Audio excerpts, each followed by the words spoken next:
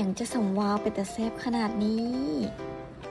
มือนี้เงินด่วนส่วนเลาะจะพาไปเลาะห้านฮอกเกอร์ชานที่กำลังเป็นกระแสในตอนนี้และห้านของเพิ่นก็ยังได้รางวัลมิชลินไก่ 2016 อีกด้วย หลังจากที่เข้ามาในห้านแล้วเพิ่นก็จะเอาเมนูให้เราออเดอร์แล้วก็ไปเรียนแถวออเดอร์แบบนี้เลยนี่เลยไก่ทุกคนก็คือฉ่ำวาวไก่แบบหมูกรอบฉ่ำวาวแฮงแต่แซ่บจากที่เราออเดอร์ไปแล้วเราก็ได้มานั่งทานเนาะประมาณ15 นาทีและนี่ก็คือเมนูแรกเนาะก็คือไก่ซะอิ่วก็คือแซ่บทุกคนฉ่ำมากไก่ของเพิ่นก็คือแซ่บแฮงเด้อเมนูต่อไปก็คือข้าวหมูแด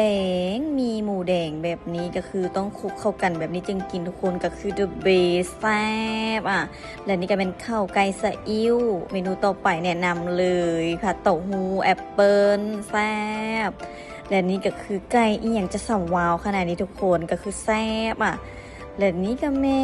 นเกี๊ยวเนาะเมนูที่ว่าหลักๆที่เราสั่งไปในมื้อนี้ก็จะเป็นประมาณนี้ก็คือแซ่บบรรยากาศในห้านกับคนแน่นทุกคนแต่ว่ามื้อนี้เราไปไวในหนึ่งก็เลยได้คิวไวเนาะและสุดท้ายนี่ถ้าท่านไหนต้องการกู้เงินสามารถสอบถามพวกเราได้เด้อหรือว่าอยากให้เราไปรีวิวห้านใดสามารถสอบถามใต้คอมเมนต์ได้เด้อบ๊ายบาย